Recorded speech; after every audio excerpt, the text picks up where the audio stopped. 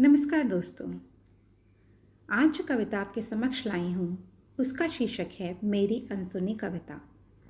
यह कविता मेरे दिल के बेहद करीब है क्योंकि यह मेरी पहली कविता थी जो मैंने अपने स्कूल टाइम में लिखी थी। यदि मेरी कविता आपको पसंद आए तो उसे लाइक और शेयर ज़रूर कीजिए और मेरे यूट्यूब चैनल कविता जंक्शन को सब्सक्राइब कीजिए। नोटिफिकेशंस पाने के लिए बेल आइकन को क्लिक कीजिए।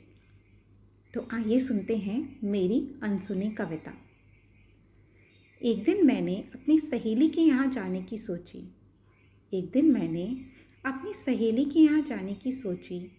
बैग उठाकर मैं उसके यहाँ जा पहुँची। वहाँ पहुँचकर मैंने दरवाज़ा खटखटाया।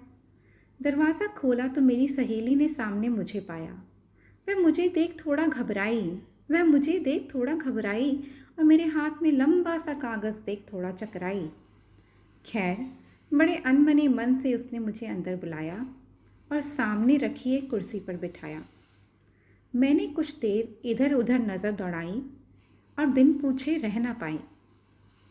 क्या बात, आज दीदी नज़र नहीं आई? कल मैंने अपनी कविता उन्हीं को थी सुनाई। मेरी सहेली मेरे पास आई, इधर उधर देख थोड़ा सकुचाई।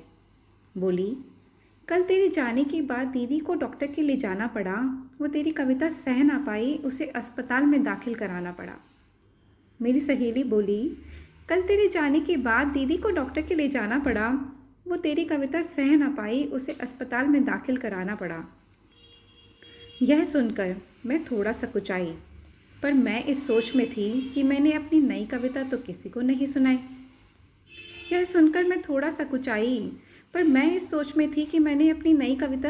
नहीं सुनाई। खैर, बड़े भारी मन से मैं उसके घर से बाहर आई और सामने मुझे पड़ोस की शर्मा आंटी नज़र आईं। मैं खुशी से फूली ना समाई और मन ही मन मुस्काई। मेरे दिल का फूल खिल गया। आखिरकार मुझे मेरी कविता का श्रोता मिल गया। बड़ी हसरत से मैं उनकी ओर बढ़ी। मुझे देखकर उनकी भौवें थी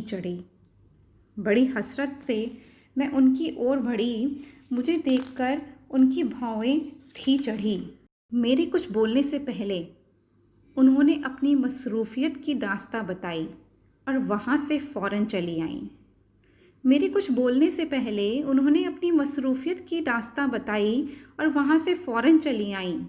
पर मैं इस सोच में थी कि मैंने अपनी नई कविता तो किसी को नहीं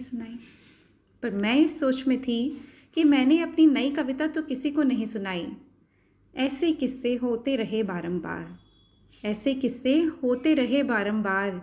मेरे चंगुल से छूटते रहे सब हर बार। फिर भी मैंने हार न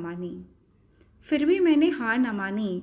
अपनी कविता का श्रोता ढूंढने की ठानी। उसके लिए मैंने एक योजना बनाई और अभी अपनी कविता आपको सुनाई। तो बताइएगा मेरी अनसुनी कविता आपको कैसी लगी। धन्यवाद।